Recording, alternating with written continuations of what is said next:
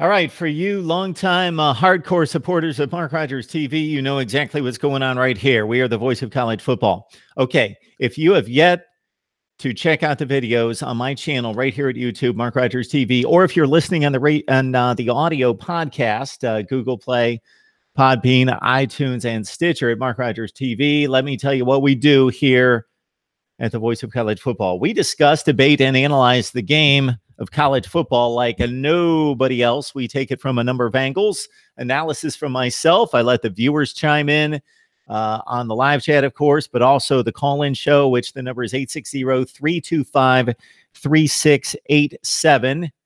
An analysis from myself. So you will see throughout the week during the college football season, previews and predictions, analysis from the best bloggers, broadcasters, and writers in the industry. Again, analysis from myself. You will see a top 25 that actually makes sense. You will see weekend recaps, as we just released earlier today. You will see instant analysis all through the games on Saturday and possibly Thursday night and Friday.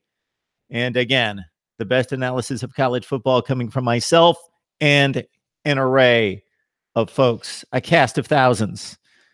Welcome to Mark Rogers TV, the voice of college football. We're here on YouTube. This is our primary platform. We also want to expand what we're doing on Facebook, on Twitter, on Instagram. Also want to expand our audio platforms that are doing extremely well, considering I never talk about them. I don't publicize them. I don't tweet them out. I rarely give them much pub at all, but the audio podcasts need to do well as well. And we will focus on those in the future. But basically, at this point, the audio podcast is just a repeat, just a audio version of what we do here on video. At some point in the future, when this is a full-time, full-throttle deal, 24/7, 365, it almost seems like it is, doesn't it, for those people that watch me on a regular basis? But when we get to that point, we will do a specific audio podcast, and maybe even before that. We have a number of business contacts and relationships we're working on. A number of people have reached out to me just in the last week to 10 days. I'm talking 4 or 5 different outfits and platforms that I'm trying to determine what is the best strategy, who to link up with, who to provide content for that's not going to take away from what we do here, that's actually going to grow the audience, build the audience, and get the college football content out there on a regular basis. What we have to say about college football, which we believe, again, not just because of me, because of you, and because of the bloggers, broadcasters, and writers that we have on a regular basis. 107 was the guest list, 107 in 2017. Because of all that, we believe we've got the best content in regards to college football discussion, debate, and analysis that you will find anywhere. I will look at the live chat here very momentarily. Also, I wanted to get to some viewer comments as well, but want to remind you that our newsletter, edition number 4, came out today, The Voice of College Football. So that was delivered to many of you, and that is a weekly update on my take on college football, the weekend wrap-up, my perspective on what happened, my take, also a channel update, this week's schedule on Mark Rogers TV, and then also my vision, our vision for the future of the channel. Also, we will always take your comments, your suggestions, and your questions concerning what we do right here, and of course, concerning college football. And also, there's a schedule right there. There's also a section of facts, trends, stats that I collect over the weekend and deliver right there. And some people have been very, very complimentary of the facts, stats, and trends. I will also include that if you have any facts that you've collected from over the weekend, interesting stats, odds, stats, trends, streaks, anything in the information department, and want to provide that to me that I can add to the newsletter each week, then I will do that. So certainly let me know if you've come across any odd statistics, and just leave those in the comments section. If you leave anything in the live chat, I'm most likely going to miss it. Because if you know the nature of the live chat, even if I watch the replay, and I'm not going to sit there for 2.5 hours and watch the replay, even if I scroll through the replay, it's difficult to find. The comments are there. As soon as you pop up the video on the page, you can see the number of comments and you can see them listed right there. Which brings me to something that I've asked all of you to do, if you care to do it, but also not in the live chat. Do this in the comments section of any video. You see the helmets that we have here. We have displayed Alabama, Washington, Ohio State, and Clemson now for going on 2 years. That goes back to the 2016 college football playoff. And I was going to build a set which involved a display of helmets. So why not start with the college football playoff teams? And then that would carry me through the off season, and they would be the most prominent teams, and it would signify something. People would be able to say, why does Mark have those 4 helmets? Well, those are the 4 teams that made the college football playoff. And then since then, we've added Tennessee and Ole Miss, and I've explained why in the past. And if you would like to know, then I will explain again, but not right now. So here's our contest of sorts. I don't know that this really falls under the definition of a contest, but we want you to be able to put whatever helmet you would like, or 2 helmets, on display. I am going to flood this place full of helmets at some point, but for right now, I'm definitely purchasing 2 more helmets on October 1st.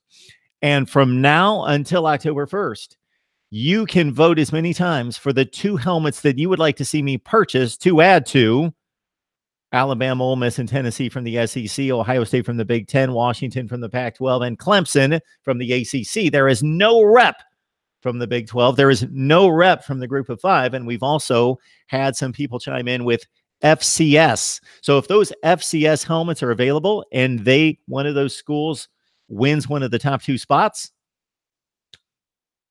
that's fair game for anything. The MAC, the Sun Belt, FCS, whoever. Of course, the most likely candidates for right now, the way college football is going in terms of status and play on the field and the programs doing the best, would be Georgia, Oklahoma, Penn State.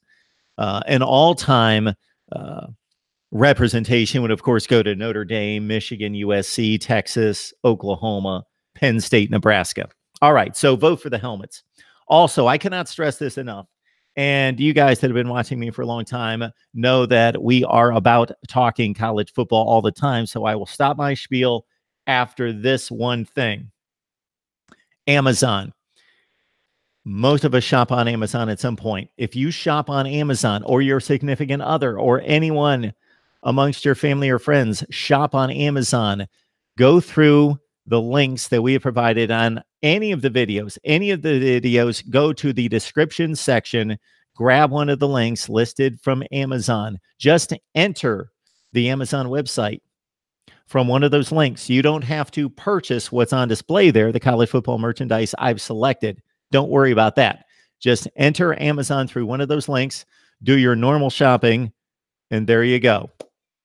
That helps out the platform right here. And again, we've got a lot of exciting things in store that we hope to announce here in the next several weeks or months.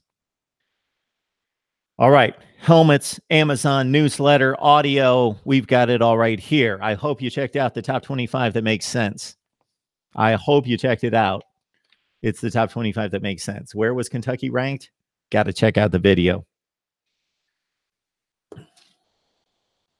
The most fun I had in producing that video after selecting the 25, and some people asked about teams that were just outside the top 25, a la Michigan. Michigan, I believe, is one of the 25 best teams in America. They're one of the top 12 or 15 best teams in America, but they've not done enough to quite make it in. They're actually a 26. I should, and have in the past, listed those teams that just missed the cut of the top 25, but we are basing this on a resume and record, and the teams that have beaten somebody or gone flawless. If you haven't played anyone and you're 4-0, but you're flawless, and you have yet to play anyone, you're probably going to find yourself in a Power 5 position in my top 25, but you're not going to be very high. So it's all about who did you play, who did you beat, who did you lose to, the competitive nature of those games. So if you're walloping teams like Alabama is, then I'm going to give more credit to that. If Alabama would have beaten Louisville by a field goal and Ole Miss by a touchdown and beaten Texas A&M last week by a field goal, then their ranking would be compromised. They'd still be 4-0. They'd still be highly ranked because they won the games, and that's what matters. But we have to differentiate records by performance on the field, and Alabama has been awesome, dominant, overwhelming everybody. All right, let's check out the live chat. Then I'm going to go to, I hope I have enough time to address some viewer mail. I've received some interesting comments. My pardon.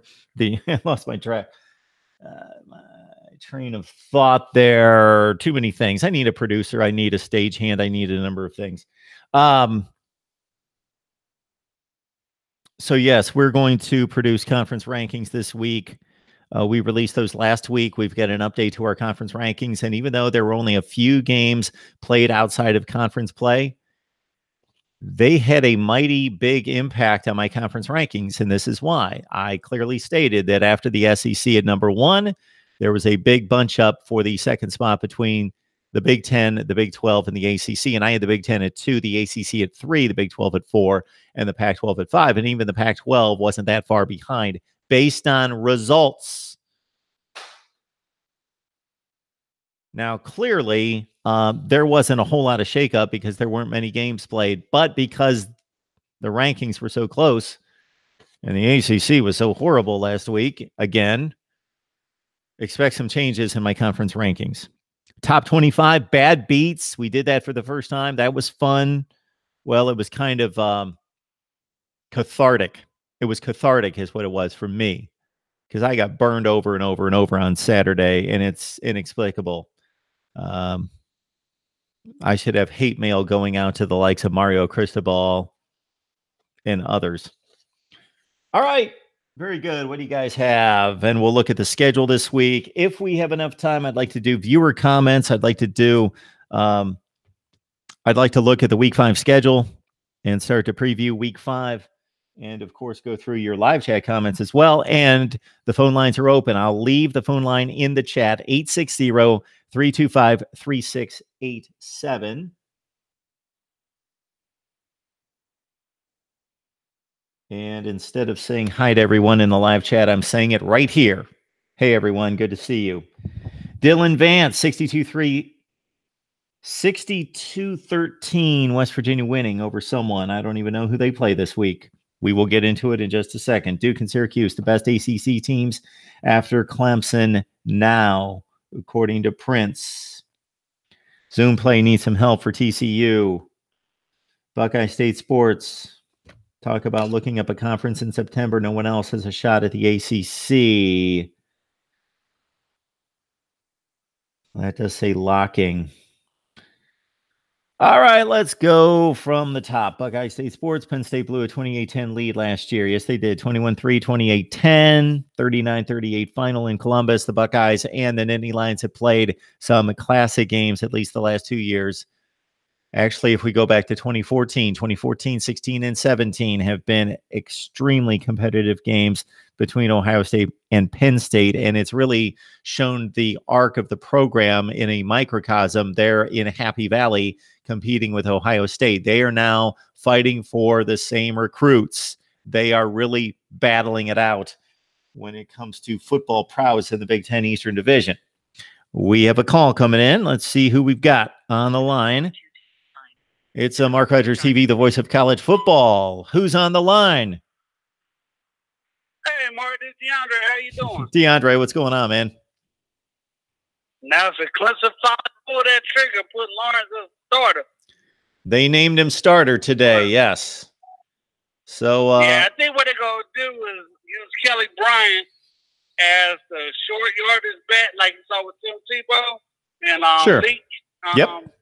2006. That's what I think is going to happen. Yeah. Yes, sir.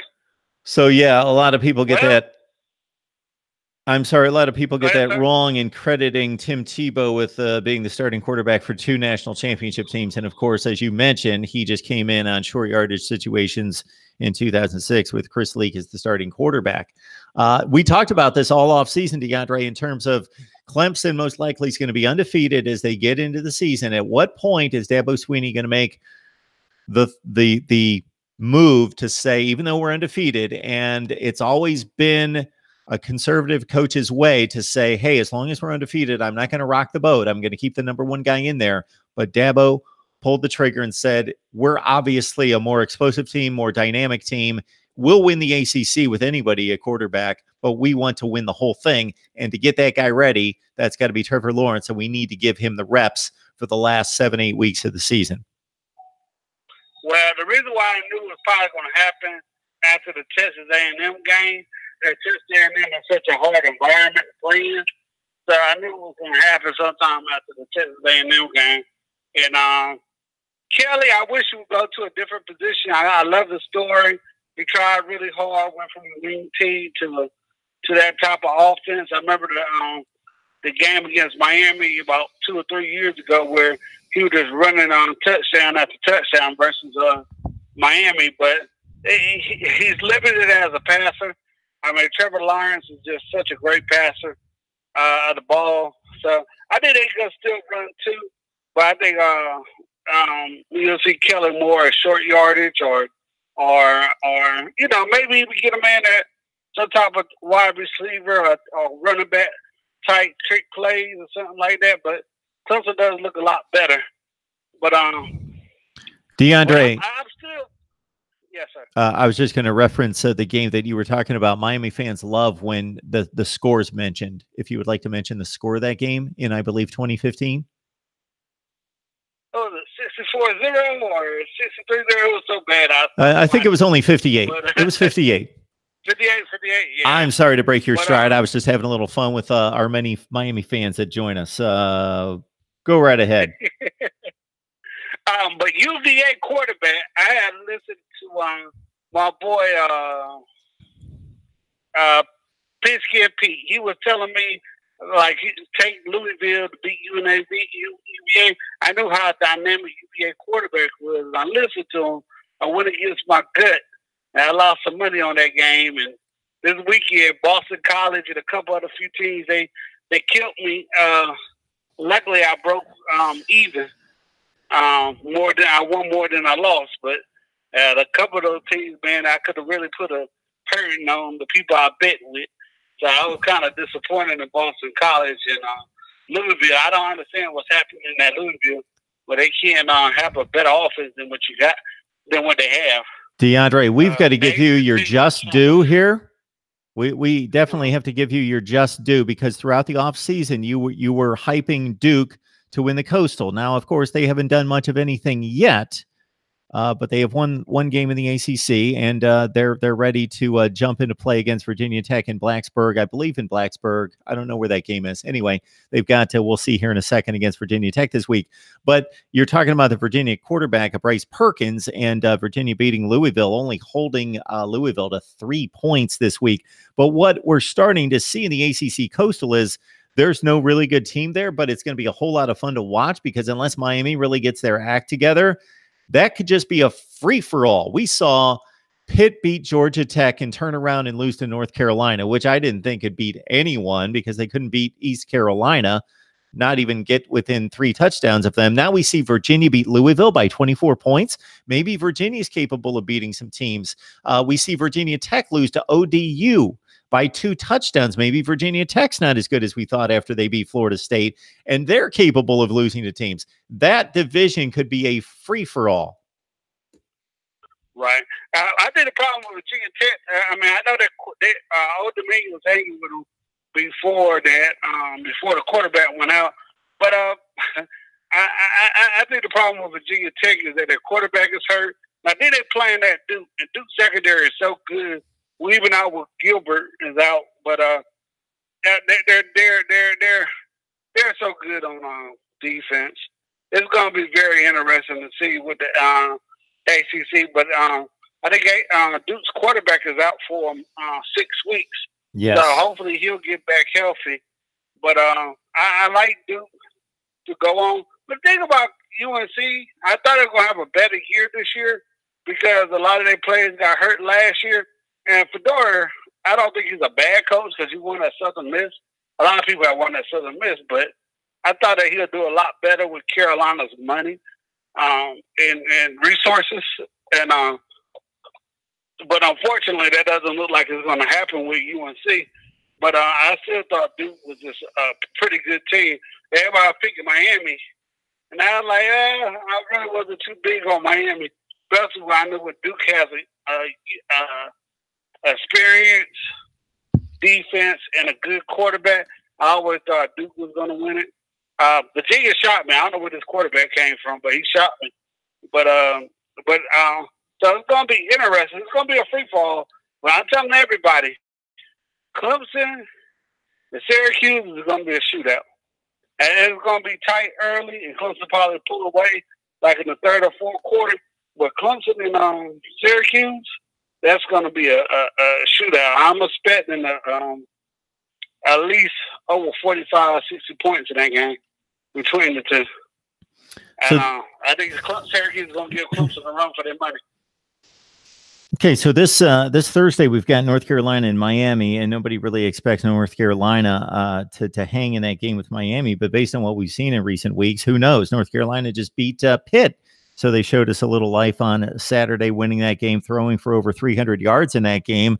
And the Ohio State transfer running back Antonio Williams had a huge day for North Carolina in that game with a couple touchdowns and about 8 yards per carry.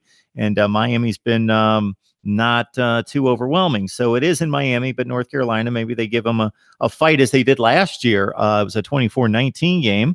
As you mentioned, Syracuse-Clemson, that's a noon game on ABC on Saturday. Of course, we know what happened last year at the Carrier Dome, and we'll see Dungy and possibly Tommy DeVito at quarterback also for Syracuse. And as you mentioned, Trevor Lawrence taking the reins for Clemson. I'm looking for that next ACC game of Georgia Tech host Bowling Green, so that's not a conference game. Virginia, okay, we'll find out a little bit more about Virginia, DeAndre, this Saturday. It's a 12:20 start on the ACC network against NC State on the road. So the Cavaliers now, if they give us a win this week against NC State, then we really need to pay attention. All right. And I love Clemson. But watch out for State. A senior quarterback with a bunch of good weapons. Yeah. I mean, everybody saying Clemson's going to run away with it. Syracuse is everybody thinking Syracuse, but I don't know. I don't know what the final score was with NC State and Marshall. I didn't watch any of the game because I was still listening to people talk about ODU and the Virginia Tech, but I mean, NC State might sneak up on a couple of people. I don't think they're ranked this week. They haven't played anyone. So the problem with NC State is they were supposed to have that really good matchup against West Virginia, and that got wiped out by the Hurricane. I would have loved to have seen that game. Really wanted to see that game, but they beat Marshall 37-20. Finley threw a touchdown pass. He threw for 377.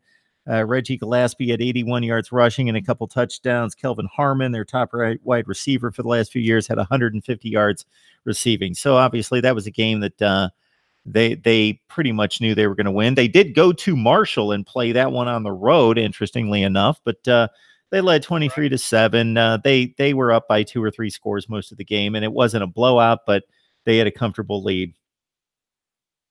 Okay. Before I let you go, this is our last question. Sure. Penn State, Ohio State, what's the score going to be? High scoring or low scoring? DeAndre, you know that I make my official picks later in the week, but I'll give you one, but I reserve the right to change because the official picks go out later in the week. All right. So when the season started, I picked Ohio State to go 11-1. And my thought process was this is the one that they're going to lose. They're going to go to Penn State, much like they did 2 years ago, and they're going to get tripped up by Penn State in a slight upset. I'm going to guess that Ohio State's probably a 5 or 6 point favorite, something in that range. I think that's about 4. 4? Okay. That makes sense. Man, I really think the Buckeyes are not significantly better, but I think they're decidedly better. Now, of course, people have been asking me about the loss of Nick Bosa and what that's going to mean for them. Yeah, they're not playing. The defensive line, as you know from watching Clemson play, and this line's not as good as Clemson, but it's the next one. in the land. It's number 2 or 3. But Bosa's like, the other guys are going to be high draft picks once they develop, but he's already developed like NFL type moves. He's that good. He's just a wrecking crew by himself. So they're going to miss him. And that's been Ohio State's big advantage over Penn State the last few years in winning these games. That's why people look at what they did in the fourth quarter of that game, coming back from 18 down to win 39-38. And yeah, JT Barrett had a field day, but Saquon Barkley's last 11 carries in that game were for negative 19 yards. They just blew up that offensive line in the fourth quarter with a great defensive front. And without Bosa, and Penn State has recruited and really focused on its offensive line. This is the best offensive line we've seen at Penn State in years and years and years, 10 years, 12 years or more. So they might be ready and have shored up the one big glaring weakness and difference between the two teams. So if you want me to pick the game right this second, wow, I'm going to say Penn. I just want to know, you think you're going to be high scoring or low scoring? These two teams are going to put some points on the board. Yeah. They both have some issues on defense. I don't know that the Ohio State linebackers are as good as they should be, as good as you would think an Ohio State linebacking core should be. And their secondary's full of a bunch of freakish athletes, but they don't play the ball well. They do not play the ball in the air well. And Penn State doesn't bring a great defense whatsoever. They're good. Right. They've got good players. They've got a top 25 or 30 defense, but nothing spectacular. Yeah, this game's going to be in the 30s. 34-31, 38-34, something in that range. Okay. Yeah, well, great night, man. I'll continue listening to the show. It was nice talking to you as always. All right, DeAndre, we appreciate it. Thank you so much, sir. Yes, sir. All right, bye. Always good to have DeAndre on the line. Big Clemson fan, but knows his college football, keeps an eye on everyone, especially in the ACC. And he was the guy during the offseason that said, you know what, Mark? You know who I really like is Duke. And Duke has yet to do anything, so that's not my point. But the point was the rest of us were just looking toward the first week of December and assuming it's going to be Clemson and Miami. Well, again, nothing's happened to Miami within the division to hurt them at this point. They haven't played anyone yet. They will play their first game against North Carolina in the Coastal Division coming up. But it's just look around at that division and look what's happening. It looks like if this level of play continues, it will be a free-for-all.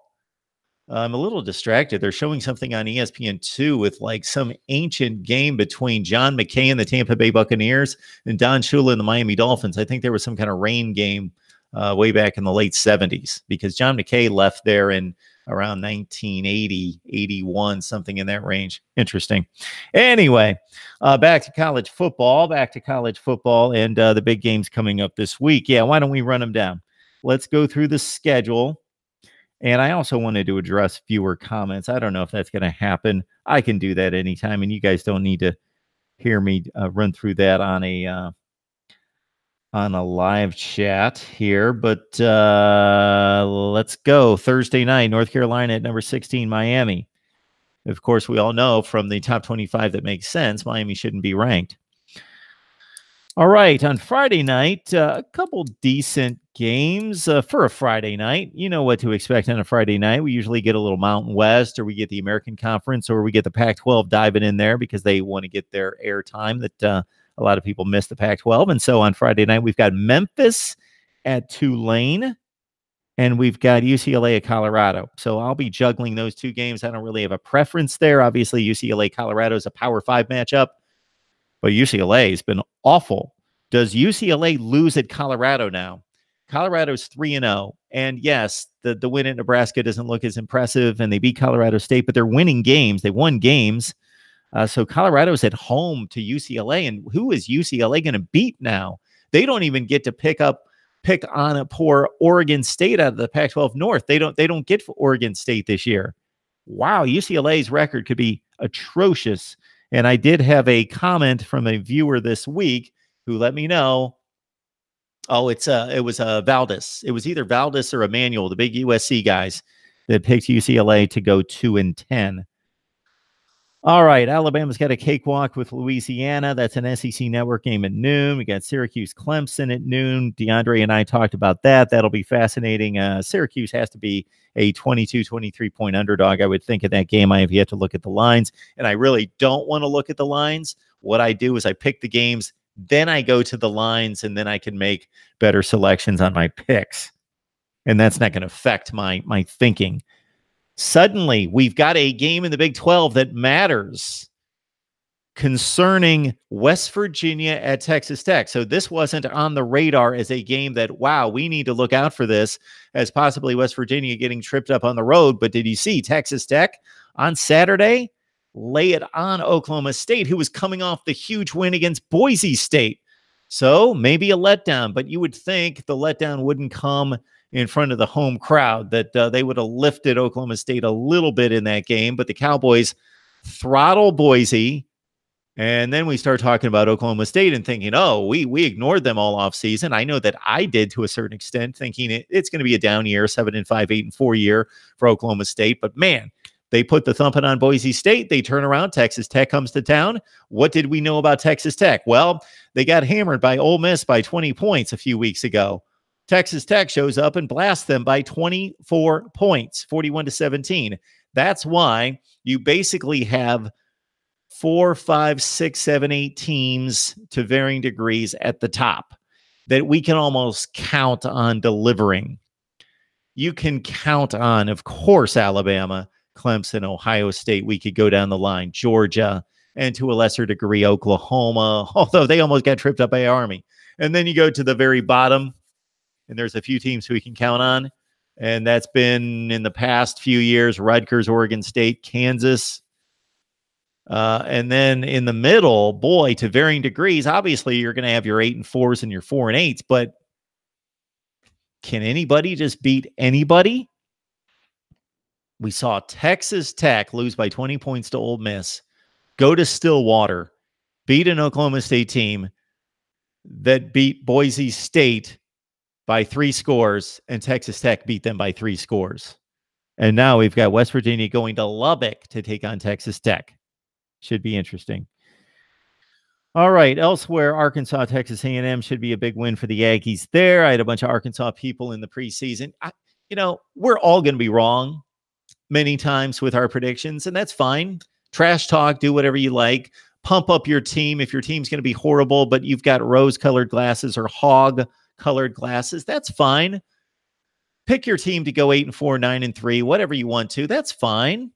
Absolutely. And if you send it to me, I'm not going to bash you for saying Arkansas is going to go 9-3, but don't call me an idiot for picking Arkansas to go 4-8 and then say they're going to go 9-3.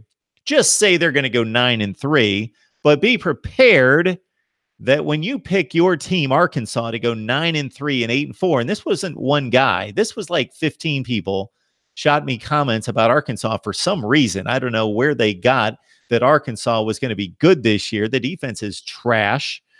They've got Chad Morris, who has to figure things out on offense. They have a really horrible roster for an SEC roster, and we haven't even seen the beginning of it.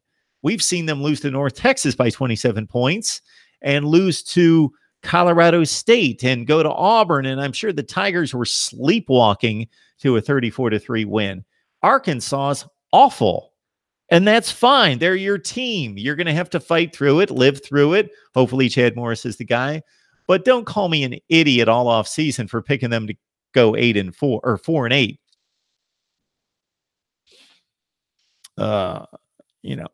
Throw out your 9-3 prediction. I'm not going to jump on your back until you call me an idiot for picking Arkansas to go 4-8. Then I'll say, are you kidding me? You need to come back the first week of December. And that's what I told everyone. Come back the first week of December. Let's see who is closer on their prediction. My 4-8, your 9-3, or 8-4, or even 7-5. And now I don't even know if my 4-8 is going to come through. All right, that's enough on Arkansas. Buffalo. What about Buffalo? They knocked out Rutgers 42-13.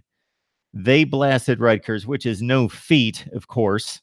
Everybody beats Rutgers, but Buffalo is now 4-0, having beaten Delta State, Temple, Eastern Michigan, and Rutgers. And we do have a call in. Again, the number is 860-325-3687. This is Mark Rogers TV, the voice of college football. Who's on the line?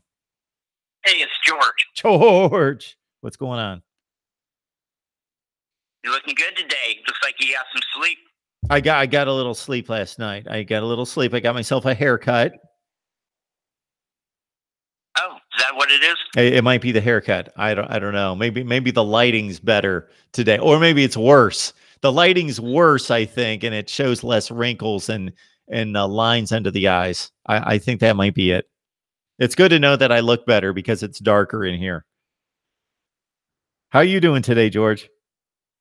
Pretty good. I read an article today that explained how Kentucky has a better line than Mississippi State or Florida. And then they compared Mississippi State to Florida and said, Florida, don't think that means you got a chance, you know? You see what I'm saying? Kentucky's just that much better than the other people's line, defensive and offensive line. Both? The line, you know, they stay there. Yeah. Both Kentucky lines, offense and defense. I think that's what it, I mean, in the measurables, when it comes down to it, they're just better on the line. Okay, so... well, maybe not the defense against, you know what I'm saying, on any particular game, but overall, those guys stay 4 years or 5 years, blah, blah, blah, you know? So Mississippi State's defensive front was supposed to be one of the best in the country. Montez Sweat at end, also Jeffrey Simmons at the other end, and their defensive tackle, Jerry Green. They were supposed to have a top 5 defensive front at Mississippi State. And nobody's given Kentucky's offensive line the respect they deserve. They're legitimate.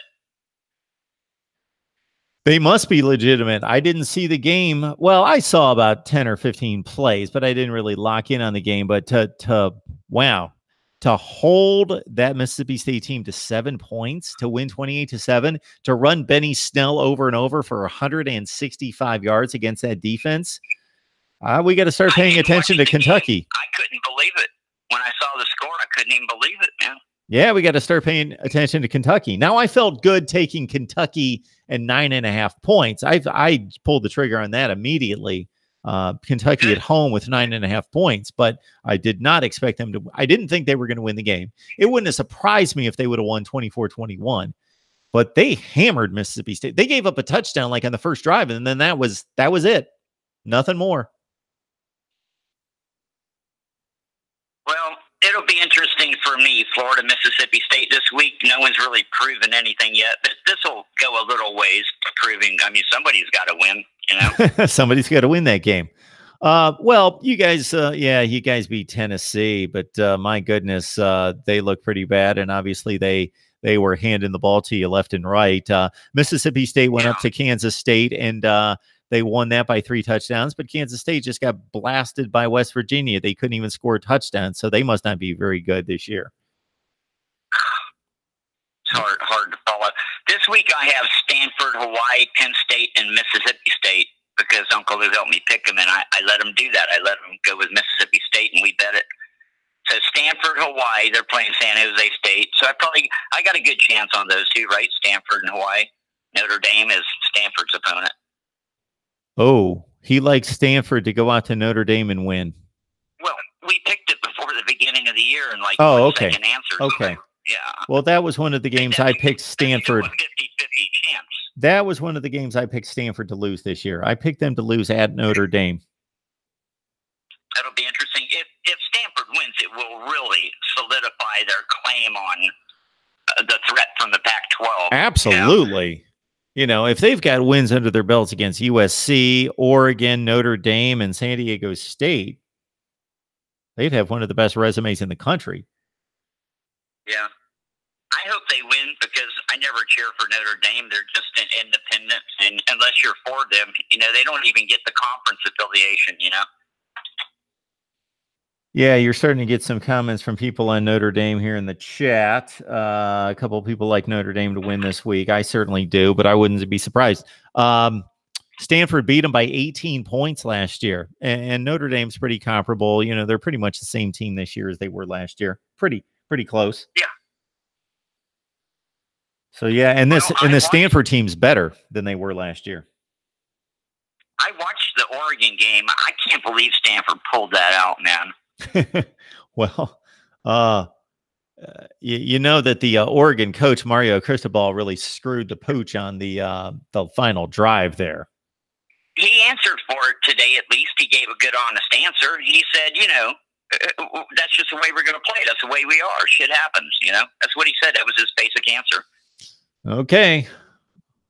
Yeah, he said, we're not going to play conservative. We're an aggressive offense, and we're just going to keep doing what we do. And if it costs us the game, we shouldn't fumble, I understand that to a certain extent, but it's almost like the Atlanta Falcons losing the Super Bowl to the New England Patriots when they were up 28-3. Still be aggressive and run your offense, but why do you need to run the plays before the play clock runs out? You can still run the clock and still be aggressive in your play calling approach. So in this manner, if you're truly going to be aggressive, you know what? Throw the ball.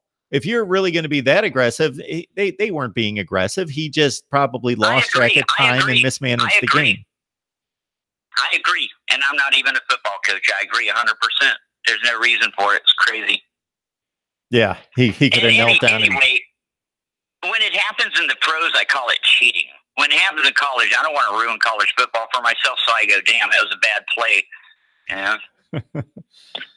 I gotcha. So again, you've got to pick 3 games every week, or is it 4? 4. In my other state, I took Penn State over Ohio State. You did. Mississippi State over Florida. Okay. Yeah. You're going against. I couldn't have taken Penn State without Uncle Lou's help, or Mississippi State, so he gets credit if I win those 2. All right. I know. All right. We'll trust Uncle Lou. We'll talk about this on Sunday and see how this settled out. We will, George. Absolutely. We'll talk about it. You know what my number is. All right, George. You have a good night. All right. Hi to all the people in the comment section. Yes. Hi to everyone and like everyone. George tells everyone to like. Yeah. All right. Talk to you later, Mark. All right, George.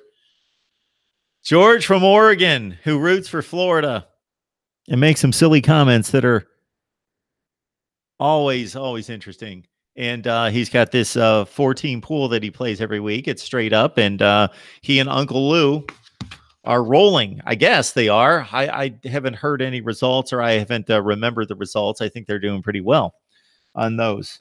What did I do last week? Well, I was awful. So I gave myself tons of pats on the back for 16-6 against the spread the week before. So I've got to get on here and take a hit for going. Talk about, that's why I cut the bad beat video, because I just had to vent. It was cathartic for me. Did everybody see what happened to Illinois? They're getting 27.5. They're down 25. Penn State's running out the clock. They draw an unnecessary roughness penalty that gives Penn State the ball back on a 3rd and 18, in which Penn State would have had to punt because they threw an incomplete pass on 3rd and 18 that Illinois would have gotten the ball back with 3 minutes left, down 25. But Illinois roughs the wide receiver unnecessarily. Penn State hammers it in there for a touchdown. Awful. We know the Mario Cristobal. That cost me a prediction as well. That was one of my games in which I took a underdog at 2.5 points to win the game outright. So I missed it against the spread, and I missed it outright, where I would have gotten both right if Mario Cristobal would have just knelt down. And the other one, Arkansas losing by 31. I had Arkansas in 30. Iowa. How many stupid things did they do? They fumbled a punt at their own 10-yard line. They deflected a pass for an interception. And, of course, Wisconsin took the game 21-17. So my Iowa +3, out the door. There was another one in here. Ohio State up 42-6. Last minute of the game. They're running out the clock. Poor Tulane can't let Ohio State run out the clock. They've got to give up 15 yards per play. Just plays off tackle. And it's 42-6. I've got Tulane +38. And the Buckeyes score with like 35 seconds left in the game. 35 seconds left in the game. If they would have gotten stopped one more play, they would have just knelt down. The game would have been over. But Tulane wanted to give them the 49-6 win. And there were others. Alabama gave up a late touchdown. I felt great about my Alabama pick. And even some people commended me. They said, oh, you nailed that Alabama game. Well, yes and no. I knew that Alabama was going to blow them out by 3 or 4 scores. I picked Alabama to win 45-17, so I took the minus 26. And they were up 29 points, but gave up a late touchdown to the Aggies.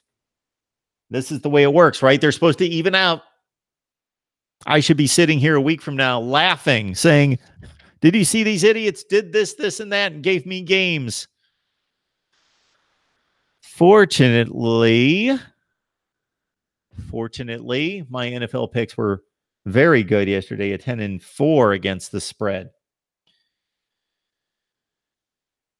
Panther Pro 22 predicted Alabama to win 45-23, and the final score was, I think it was 45-23. Wow. On the money.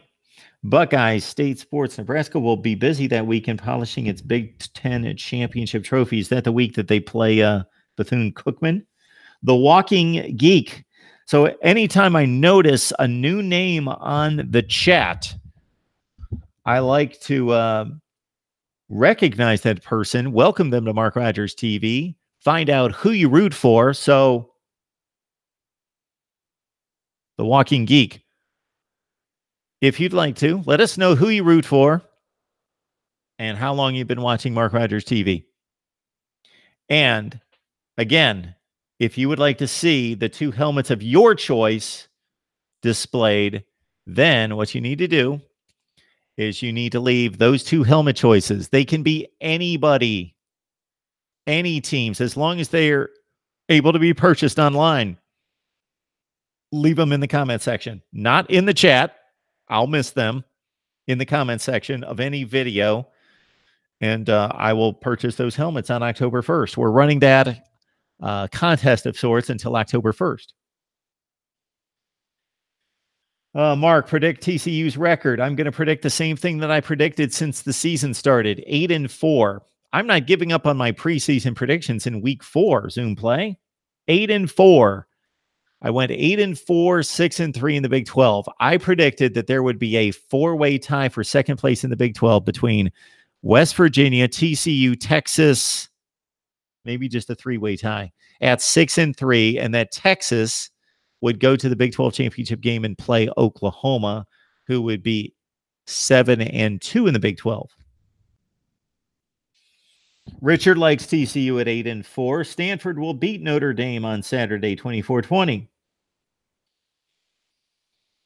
Zoom play.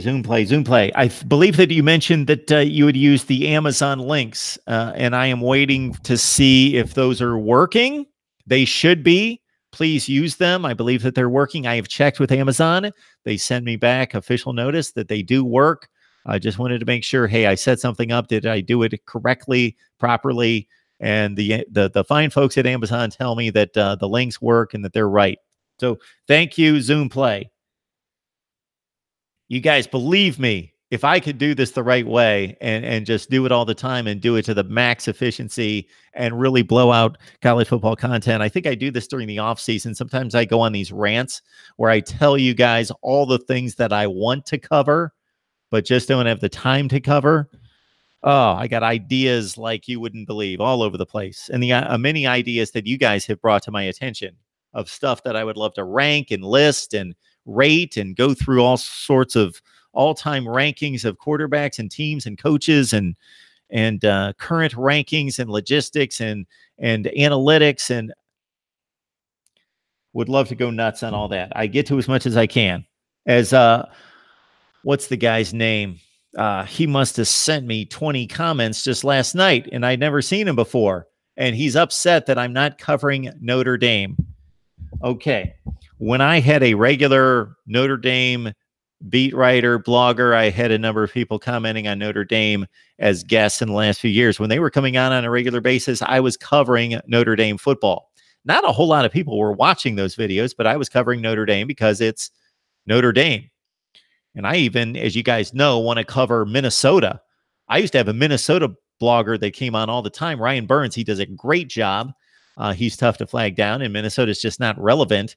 And I can't waste my time on Minnesota too much, even though I would like to. But when you get 35 comments on a video or 35 views on a video, then you stop talking about Minnesota. For as much as I would like to cover Minnesota, and the dream one day would be I'd have channels all over the place. And if you just want to hear me talk about Minnesota and hear my conversations on Minnesota football, then you go to the Mark Rogers TV Minnesota channel. Bam. You just go there. Johnny Bays watched every Notre Dame video. So I'm going to do my best to get on these Notre Dame games coming up, because they're going to be huge. And it's starting with this one on Saturday at home against Stanford. So we will talk Notre Dame Stanford, and I will preview the game, even if it's my humble self doing my homework the best I can on Notre Dame and Stanford. And there's no reason I can't. I've seen Stanford play. I saw the San Diego State game start to finish. I didn't watch them play much against USC. I saw a little bit, but there must have been a big game on opposite it, and it wasn't a good game. I saw Stanford, Oregon, every play, just about every play. Notre Dame, I saw the fourth quarter against Vandy. I got very interested in that game in the fourth quarter. So I saw down the stretch against Vandy. I saw every play of the Michigan game.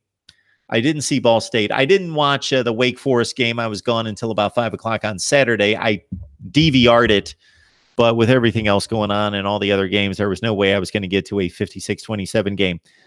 I laid in bed last night before I went to sleep, and it was like 5 o'clock in the morning after I worked all night, and then I cut my top 25 that makes sense video, and then I went to bed, and I actually was on the line with somebody for an hour and a half, personal stuff. But anyway, I'm laying in bed at 5:30 in the morning, and what do I end up doing? I watched the cut down version of Georgia-Mizzou because I really wanted to catch up on what happened in that game. And I watched the cut down of Oregon-Stanford. Even though I watched the game, I wanted to watch the cut down version and watch it again. I'm dedicated, folks. All right. Purdue, BC was amazing. The Walking Geek. Richard Neal. Richard Neal, we see all the time these days on here. Good to see you. Zoom play. All you guys. Mitch there. Haven't seen your name in a long time. So welcome to Mark Rogers TV, or welcome back, Mitch, in your case. I've got a little bit of time here.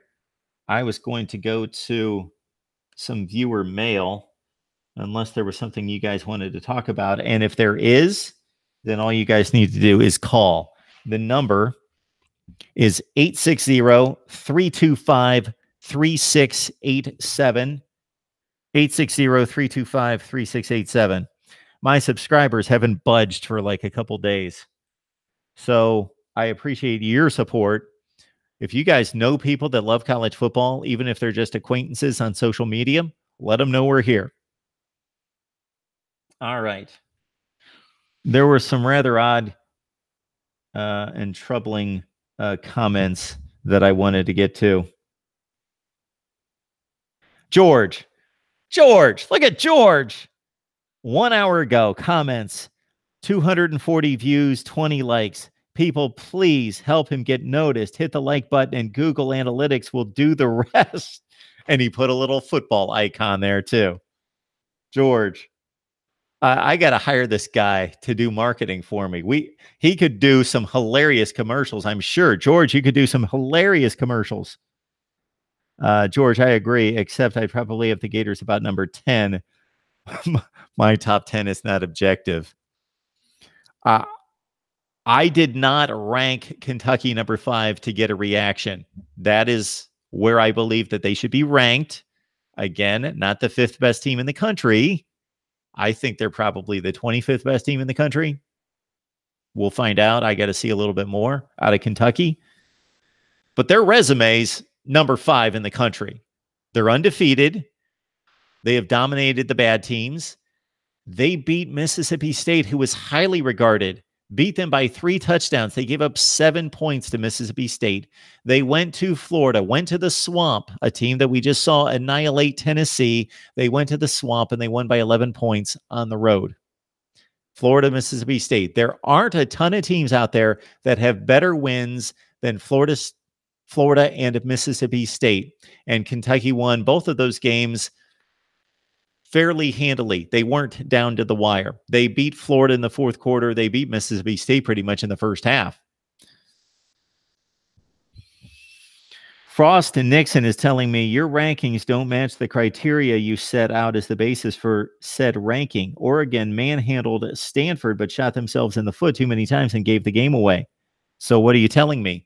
Oregon has beaten no one. They beat 3 high school teams, and then they blew a game against Stanford. I am still going to reward and recognize wins versus losses. I'm not going to say, well, Oregon should have won the game. Yes, I will give them credit for not getting blown out 40-0 and playing a very good game, a game that they should have won. But they also played that game at home. They played that game at home with a significant home field advantage on a Saturday night, and they blew it. So Oregon, with no quality wins, is in my top 25 at 25. I believe that they are properly ranked. I am not promoting my ranking system as being perfect. There is no perfect system. I'm at least saying it's consistent and logical. Johnny Bates, I don't think anyone really did anything to be ranked. Nobody. FCS group of 5 and low-level Power 5 wins. Well, somebody beat somebody. LSU beat Auburn, right? Derek Fleming, Miami not ranked. WTF, weird. Okay. What has Miami done? Miami was completely outclassed and manhandled by LSU. Oh, yeah, they beat Savannah State. That's right. They should be ranked. You're right, Derek. I'm sorry. Miami beat Savannah State. They should be ranked. Okay. They went to Toledo. They were up in that game mostly by a touchdown. They widened the lead at the end. They won by 25 points against a Toledo team that you would expect Miami to beat. So, sure, I credit them. If Miami's ranked, Michigan should be ranked, and I don't have Michigan. I don't have enough spots to even get Michigan into the top 25 right now. Miami, take care of business. You'll get ranked very soon in my rankings. And then for them to beat FIU 31-17, that certainly doesn't push the meter. So those are the 3 Miami wins: Savannah State, Toledo, and FIU. No, you don't get ranked. You played LSU and you got crushed. Then I just get a bull out of Thiago Montero. He just says bull. So if you're going to criticize me, please explain, so I at least can fight back. Or say, you're right. I give up. All right. Emmanuel. Mark, I was called an idiot for saying UCLA wins 2 games, but it's looking like UCLA won't win a game. They may start 0-4 after the Colorado game. Emmanuel also says, Mark, this week's top 25 seems fair, but I really believe Washington should be 10th on the list. Also, if Stanford beats Notre Dame and USC wins at Tucson, do you believe the Cardinals should be ranked number 1? Yeah, Stanford most likely, if they beat Notre Dame, is going to have the best resume in the country once again. I dropped them down a bit because they should have lost at Oregon. They were not the better team on the field. They won the game. I gave them credit. They're still, I think, number 7. I had them at number 1 after the first 2 weeks because they were the only team that beat 2 really good teams at that point. But see, it changes week to week. So people question when, let's say, a team's number 10 in the country and they win, that there's no way that they could move down. Well, if teams 11, 12, and 13 beat really substantial opponents, well, sure, they were just barely behind number 10, and number 10 beat Bowling Green, but 11, 12, and 13 beat top 25 teams. So they're going to move up. It's an analysis. This is the one thing that the College Football Playoff Selection Committee actually does right, at least in theory. This is what they say they do, is they tear the whole season down to nothing each week, and they look at it and they go by the resume again. They don't say, you were number 10, you won, and number 8 lost, so you go to 9. While 11, 12, and 13 beat like the top 10 teams, but they're stuck. They're not going to pass number 10. No, they tear the whole schedule down each week. This is what they say they do. and they completely start with a clean slate. That's what I do. I don't rank them and then make this hierarchy that teams can't move up if the teams in front of them won. Well, you could have a backloaded schedule. So you could be number 15 and having played no one, and then suddenly you beat Georgia, South Carolina, and Florida back to back to back weeks, and it's totally better than anything anyone has played in front of you. Well, your resume is totally different 3 weeks later than it was earlier. John Allegra. Hi, Mark. Love the game-to-game ranking and analysis. It actually makes more sense. Something college football rankings normally do not do. I have a lot of respect for Washington, so I would rank them higher even though they have a loss. Kentucky deserves the high praise. My top 3 would be Alabama, LSU, Washington, with Clemson, Ohio State, Kentucky in the convo. So the other thing I try to hold true to, and the later in the season we go, the less likely I can hold true to this. But if two teams have the same record and they played, the team that won the game on the field is going to be higher ranked. Now, the more games that are played, then you start to have the A plus B equals C, C beat A, but B, where they're all mixed up, and you can't hold true to that all the way through. But for as long as I can hang on to that, I believe that if two teams have the same record and they actually played, they were on the same field together, well, you recognize and reward the team that won the game. Legendary Al. Folks, don't sleep on Kentucky. They have already beaten 2 top 25 teams. Kentucky's Benny Snell is good. Look out, South Carolina. I have Kentucky at home this weekend. Mark, good job ranking them number 5 because they are not playing cupcakes.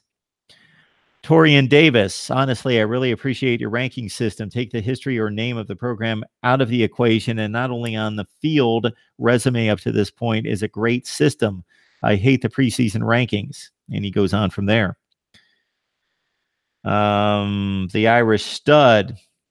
Buffalo is a better resume than UCF. They beat Temple, a Temple team that beat Maryland, and an Eastern Michigan team that went overtime with San Diego State and beat Purdue.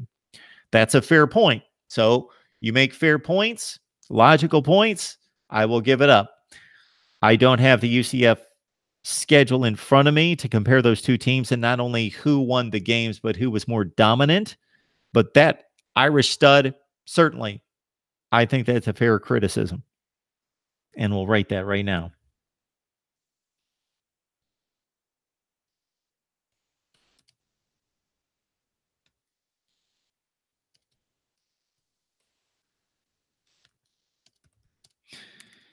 All right, 2KJ. I was about to complain, but then I remembered what you said in the beginning. Good video, Mark. Ray7337, that's my Notre Dame guy. Great video. Yes, no Michigan. The leader of the Big Ten East will be determined this Saturday. Ohio State, Penn State. Drake says, I nailed it. My rankings, nailed it. I have people actually coming around to my way of ranking teams. Although Valdez tells me Duke should not be ranked number 11.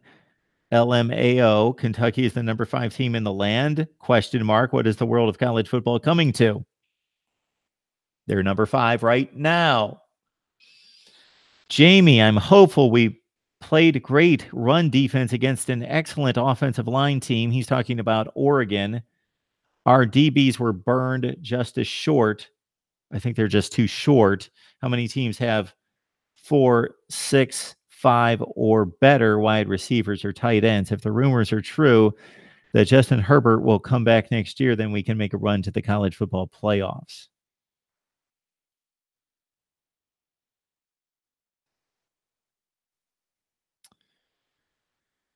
We've got a Big Ten West power ranking from Noah Iverson, Wisconsin, Iowa, Purdue, Northwestern at 4, Minnesota 5, Illinois, and Nebraska last.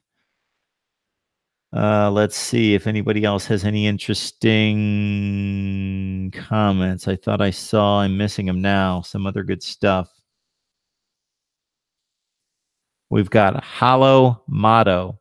a 40-year diehard Duck fan. What I took from the Stanford game was that despite a few costly mistakes and some questionable calls by officials, tossing this one back over to Stanford. And he's not talking about the obvious play at the pylon. He's talking about some other things. I saw that the Ducks pretty much owned a very physical team up front in the trenches through the majority of this one. Had a much improved and very stout defense. Very much appear to be more than capable of competing with a top 10 contender again. Hard to stomach a loss like that.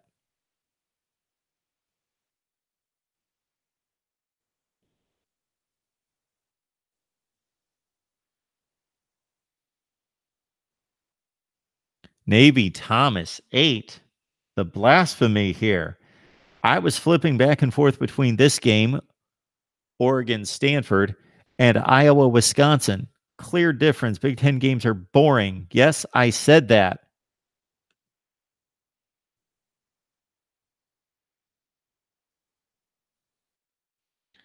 All right, folks, I better get going, actually. I lost track of time. So I want to look at the live chat here and see what else you guys have, if anything, in the live chat here. And I will let you know that my top 25 that makes sense is out. Check it out. Bad beats as well. Got my take on not just the Wisconsin-Iowa game and the Oregon-Stanford games because they're over. Their history. You probably have heard too much about them already. But more importantly, I project the Pac-12 North race between Oregon, Stanford, and Washington, and the Big Ten Western Division race with Wisconsin clearly in the driver's seat, although they've got to travel to Michigan in 2 weeks and to Happy Valley to play Penn State in November. So keep that in mind. Zoom play. Mark, can you please tell me about using the Amazon again? I want to order something tonight. Okay. Just go in the link. So if you go to any video, Zoom play, if you go to any video, I've got 3 Amazon links, and it doesn't matter which one you grab. 3 Amazon links. Just enter Amazon using one of those links. As long as you go into Amazon using one of those links, as I understand it and have verified from Amazon, then my channel will receive credit for that. Buy whatever you want. Thank you for asking, Zoom Play. I appreciate it. The Walking Geek, Ohio State will win, isn't the same as thinking Penn State should be favored. Yep. We've tried to explain that to people in the past there, Walking Geek. All right, guys. Don't know that there's anything else in the chat. Again, I will remind you that we will have previews and predictions through the week. Live stream on Wednesday at 7, Thursday at 7 Eastern time. What I'm doing with guests now is I'm tired of chasing people down. We are no longer, for the most part, I'm building a criteria in which we will have some guests on. But just hang with me here. We will have guests on, but they will only be on during a live stream windows. So they can come on whenever they want. So instead of me trying to formulate a schedule each and every day and each and every night that goes back and forth and people returning emails and saying they can't make it, they can make it, they can't make that time, and trying to figure out a schedule each and every day, I will just leave 2-hour gaps and say, hey, I'm on the live stream from 7 to 9 Eastern time on Wednesday night. Jump on whenever you want.